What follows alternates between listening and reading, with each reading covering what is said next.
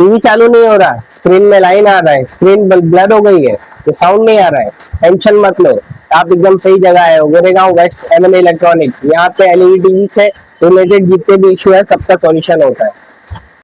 चाहे एलसीडी हो या एलईडी या स्मार्ट टीवी या कोई भी ब्रांड का टीवी हो, सोनी, सैमसंग, एलजी, हमारे यहाँ सब कुछ रिपेयर होता है एक्सपर्ट टेक्नीशियन के साथ और बिल्कुल ट्रस्टेड। 8 साल का experience, 1000+ happy customer, fast service, genuine part और रीजनेबल प्राइस सिर्फ आपको मिलेगा एमएन इलेक्ट्रॉनिक गोरेगांव वेस्ट में, द किंग ऑफ इलेक्ट्रॉनिक्स।